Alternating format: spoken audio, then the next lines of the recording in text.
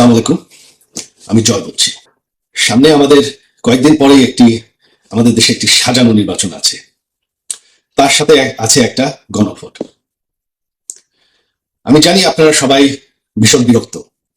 এই গত 1.5 বছরে যে একটি বিশৃঙ্খল পরিস্থিতি গেছে, কোনো আইন শৃঙ্খলা নেই, অর্থনীতি পড়ে গেছে, কোনো গণতন্ত্র নেই, আপনাদের ভয় থাকতে হয়েছে।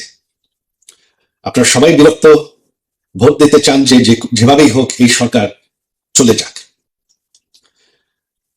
তবে এই সরকার কিন্তু নির্বাচনের পরে আর থাকছে না। আপনারা ভোট দেন কি না দেন, এই সরকার এমনিও যাচ্ছে, অমনিও যাচ্ছে।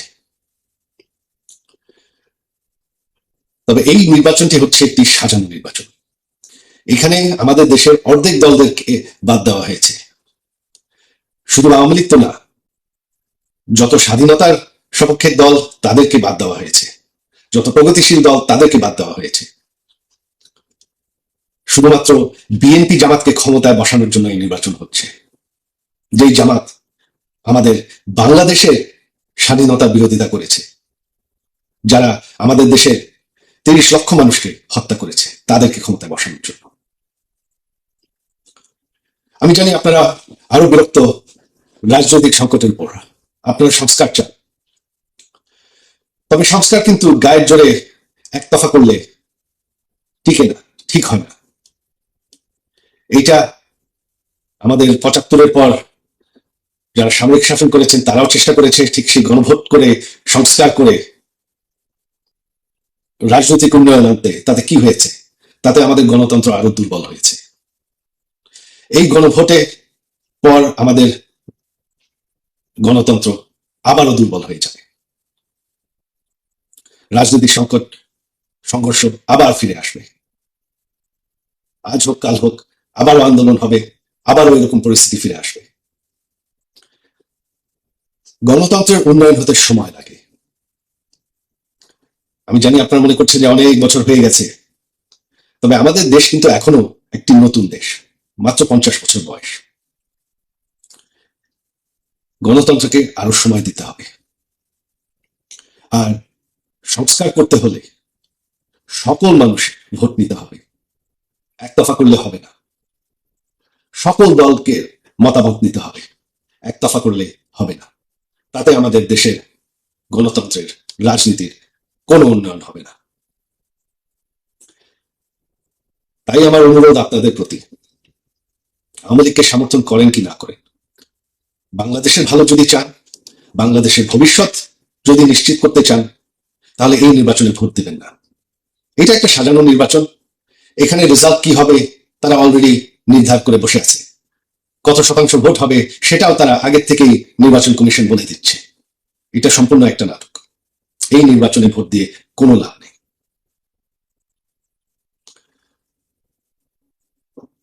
তাই আসেন আমরা ঐক্যবদ্ধ হই যে এই সাজানো নির্বাচন আমরা মানব না। গায়ের জোরের একতফা সংস্কার আমরা মানব না। বাংলাদেশে ভালো চাই, বাংলাদেশের ভবিষ্যৎ নিশ্চিত করতে চাই। সেটাই যদি আপনারা চান, আমার অনুরোধ আপনাদের প্রতি যে এই নির্বাচনে ভোট দিবেন না, দিতে যাবেন না, কোনো লাভ হবে না। 1972 সালের 10 জানুয়ারি শেখ মুজিবুর রহমান সাহেব পাকিস্তানের কারাগার থেকে মুক্ত হয়ে বাংলাদেশে ফেরার পরপরই তিনি, অকপটে বলতে গেলে বলতেই হয়, সে সময় তিনি ছিলেন জাতির অবিসংবাদিত নেতা।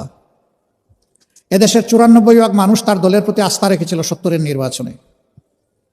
আফসোস, এমন আকাশচুম্বী জনপ্রিয়তা আর মানুষের ভালোবাসা নিয়ে যিনি দেশের দায়িত্ব নিলেন,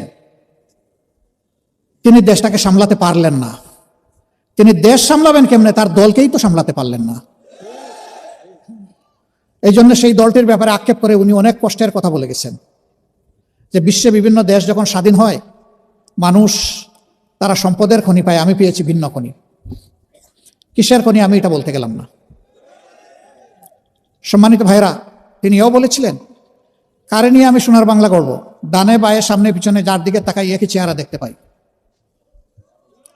তিনি তার জীবনের মূল্য দিয়ে এর প্রায়শ্চিত্ত করেছেন।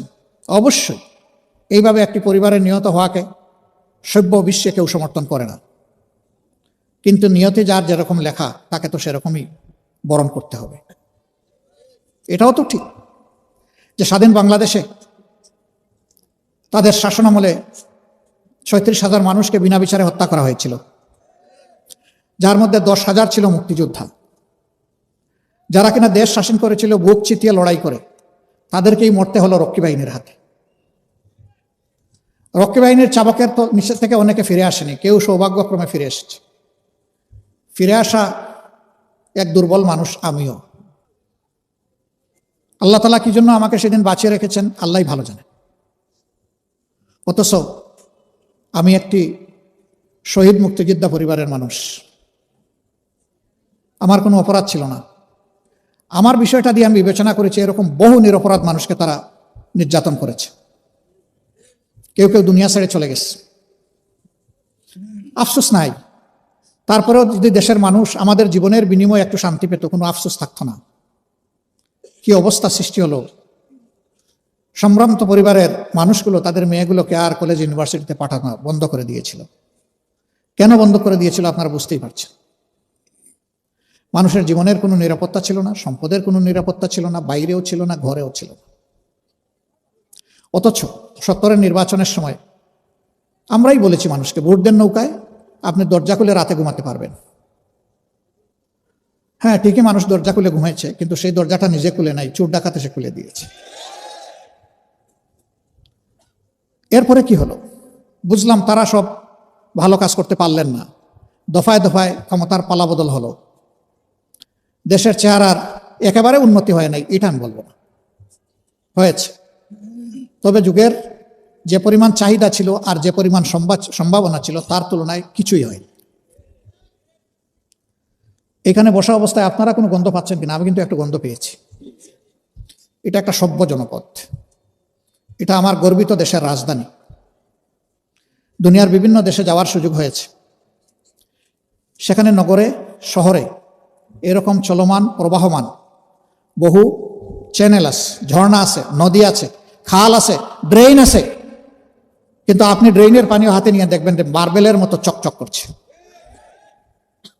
কেন? তারাও মানুষ, আমরাও মানুষ। আমরা কেন দুর্গন্ধের সঙ্গী হব? আমরা কেন পলিউটেড ওয়াটার স্ট্রিমের সঙ্গী হয়ে ঢুকে ঢুকে মরব?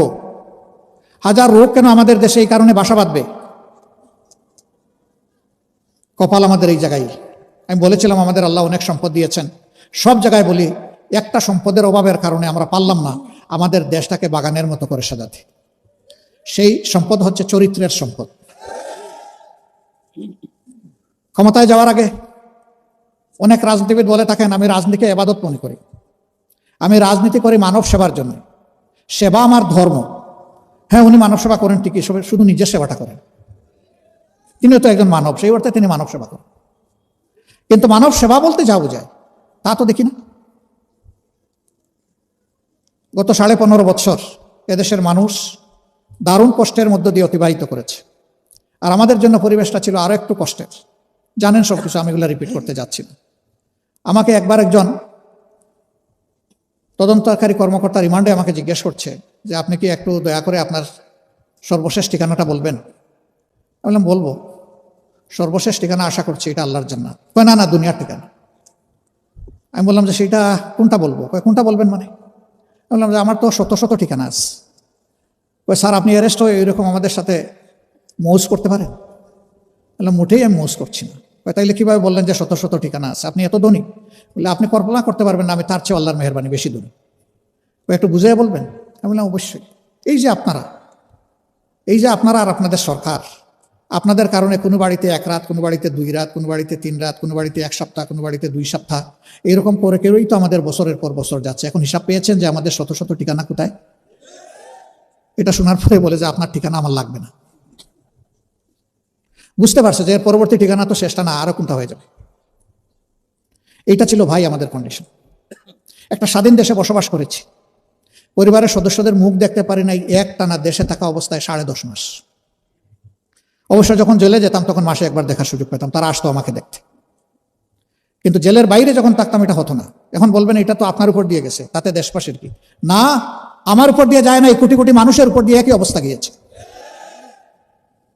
আমি একা মুসলিম ছিলাম না।